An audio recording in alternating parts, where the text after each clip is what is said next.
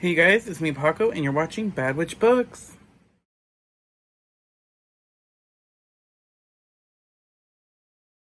Hey guys, it's me, of course, Paco, and today we're going to be doing over my August reads, my reading wrap up for August.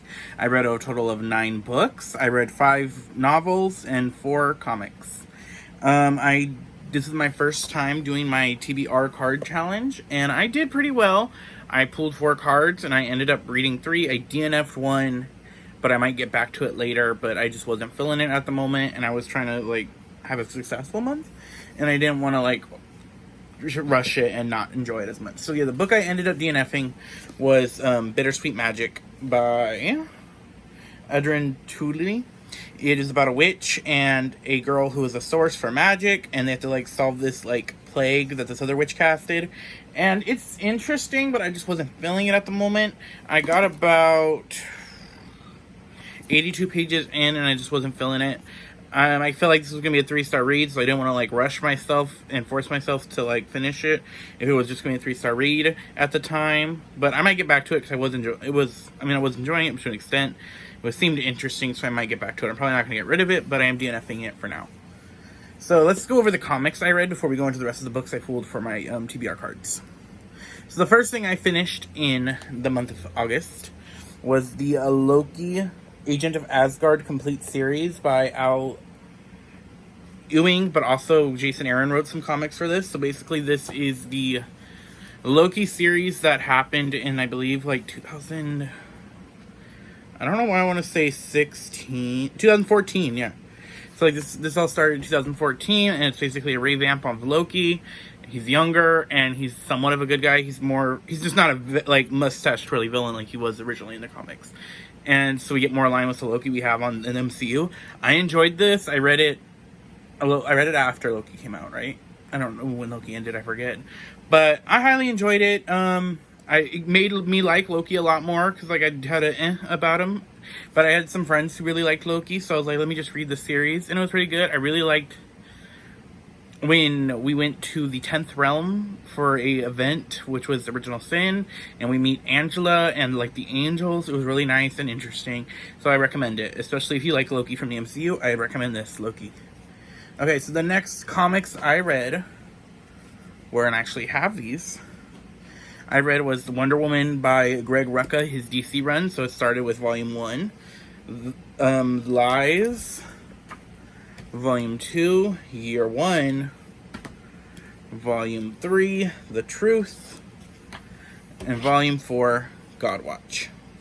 So the way that this story went, because when it was originally being published in comic book format, because I have the trades, it would be one issue would be the present time, which would be the Lies plot time. And then the next issue would be the Year 1 plot time. And that really worked, and they bound up separately. So, for the stories, instead of when they bound them up, I dropped something. Let me pick it up, of course. But, when they bound up the comics in this format, as you can tell, it took them out of order, basically, and put them into the story mode. That worked for these two, because these two are very separate stories. This is a story about Diana trying to rediscover Themyscira. She goes after Barbara Ann Minerva Cheetah, and she helps Cheetah face her dark god, Urzataka, which is a plant god that Cheetah got her powers from, that was very controlling. And then Volume 2 is basically a version of Wonder Woman's origin story, her first time going to man's world. And the way these ones were bound up, it worked because their stories were separate. And I enjoyed both. I think I enjoyed Year 1 better because I liked the art a lot more for Year 1 than I did for The Lies. I don't know. I don't really like the way they designed Cheetah in this new era. But, yeah. These two are enjoyable. I gave Year 1 3.5, and I gave The Lies 3 stars.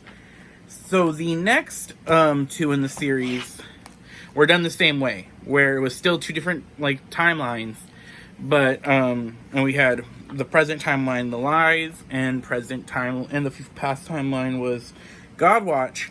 But I feel like they shouldn't have done it for these two, because their stories are so interconnected. You find out why what happens in this one, but because this one was released first, you read this and you like finish it up without having any of the information from volume four, which was sadly upsetting. And volume 4 also had the end of this era, this run, not run, but like this volume. So like the epilogue was in here, and so it made, I keep putting these back, it made this run, this volume feel a lot shorter. So I gave it 3 stars. And I enjoyed this. I really did enjoy actually Godwatch. I think it was my favorite of the 4. Because like the separation hurt volume 3 a lot more than it hurt volume 4. You got to see why our villain of the series, the whole series, Veronica Cale, did what she did. You get to see Cersei done really interestingly.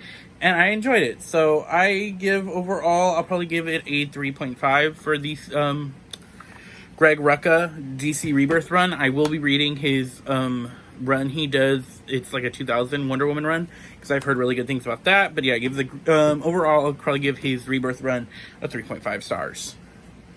So now let's get to the prompt books. So the first prompt, of course, was Batwoman. And that was going to be Rita Sapphic book. That was Bittersweet Magic, and I failed that prompt. I did not read it because I just DNF'd that book. So that means I will be putting Batwoman card back in the polls when I do shuffling for future months. So the next book I read was the next card I pulled was the Pokemon card. So that was read a book with a animal companion, and the book I read for that was, I finally finished Wing of Shadows, the third and final book for the Crown of Feathers trilogy. I tabbed up pages because it was so good. I really enjoyed this book. The first book in the basically the plot of the series is, it is about 2 sisters, Veronica and Val, who are animal mages, so they have the ability to telepathically communicate with animals and get animals to do what they want.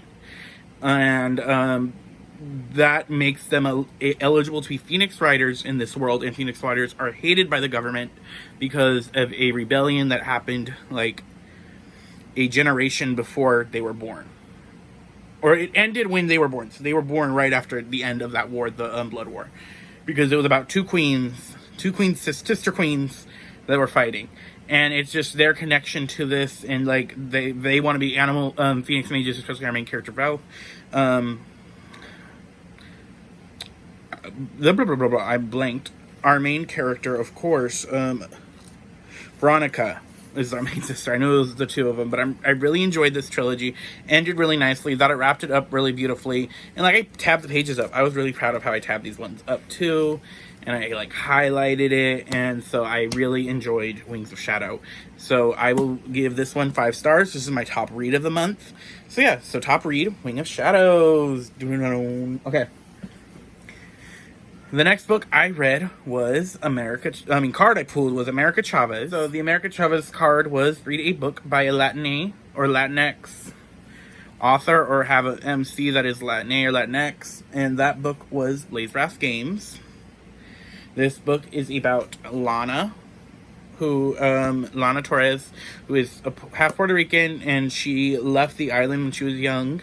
And she lives in America with her mom, but Lana's biggest dream is being in the Blaze Wrath Games, which is a competition that basically think if the Olympics had dragons, which is just really interesting. I really love the way that the world was set up for this, especially describing the dragons. So it's the way that the world was set up. Each like dragons could choose companions, and those dragons would choose companions from people where that dragon was born. So like, suppose the dragon was in the Mexican dragons from Mexico chose Mexican riders, and the Puerto Rican dragons chose Puerto Rican riders. So it was really interesting to have that, and the way the dragons like for each country was described, because they were all different. Like you had hydras in Greece, and the dragons, the Soldi, not I think for here, which were like shadowy dragons for Puerto Rico, were really interesting, and just I really enjoyed the classifications of dragons. I was not the biggest fan of our main character. I found like this does read very young YA to me, so like on the younger cusp of YA, even though it's a very brutal book. So it's weird on that. Like our main character felt very young for YA-ish, but it was a very brutal book. But I'm going to read the second one. I gave this a 3.5 stars. I'm more excited because we are getting another POV, I believe, and I like that character a lot, and I want to see what's in her head. But yeah, so recommend this. Really good. Love the cover. Pink, favorite color. And I love dragons, so there's that. So the next book I read was actually not a TBR card that I pulled. It was for the book club that I am in, which is a in-person book club. We read YA books, and we finally are getting back to being in person. Haven't had that since before, like, August 2020. Like, that, it was that, like, long ago was our last meeting. I didn't even go to that meeting because I had work. But we are, I read My Contrary Mary, which is a historical fantasy series. This is in the line with the Jane series that these authors did, because it's by 3 authors, but they did the Janes, where they took a Jane from the history, and they like did a spin on her story. So this time around they're doing Mary's, and this Mary was Mary, Queen of Scots. I knew a little bit about Queen Mary, Queen of Scots. Not much, just a little bit, mainly that one trailer for that one movie with Margot Robbie. It was Queen of England in that one, and that's the only thing I really knew about Mary, Queen of Scots. But this is interesting. In this, Mary can turn into a mouse, and then also has the perspective of Prince Francis and Aristotle, the daughter of she is the daughter of the like future seer, the Queen's like spiritual advisor. I enjoyed it. I gave this book 3 stars. I enjoyed Mary's character, and I enjoyed Aristotle's. I did not care for Francis. He kind of irritated me, his chapters, which brought the book down from like a 3.5 or a 4 to a 3. But yeah, it was enjoyable. It was funny. These books are very funny. They're very like light reads. They're not taken seriously.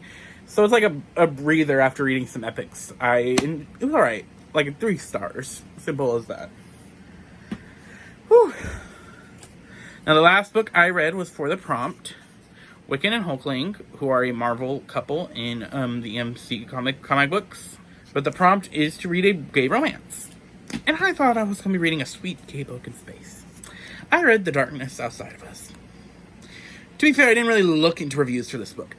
But I thought, with this cover, it was going to be like a cute enemies to lover space book. This book was it was good. It's 4 stars. And I don't want to get into the spoiling it, but it was darker than I thought it was. It went there. It was really good, but I just don't want to describe too much because I don't want to spoil it. I was not expecting it, and I felt like that made me like it more. But basically, this book is about Ambrose, who is basically the rich son of this like corporate, like basically because Earth is set into, there's 2 countries left on Earth, and Ambrose is the like son of like the he's Ambrose Crest, and it's the Crest organization is one country, and it's basically like if Walmart got power and or a company was more in charge than the state. But anyway, he goes into space with this other pilot, this other boy from the other country. The countries work together to send these boys into space to find a space station where his sister, who's on the space station, sent a distress signal. And basically, they get closer and things happen. I don't want to spoil the twists and turns.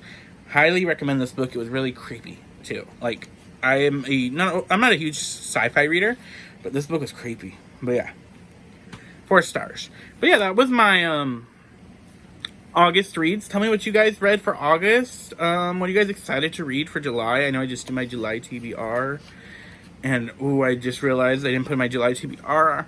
But my book club that did Contemporary Mary, we are reading 6 Crimson Cranes next. I'm so excited for that. But yeah, what was your favorite read? Have you guys read any of these books? What are your thoughts? Do all the YouTube things down below. Like, comment, subscribe. Follow me on Twitter, Instagram, and I'm on TikTok. I try to post regularly, but I do not post regularly enough on TikTok. But I will see you guys later. Have a good day.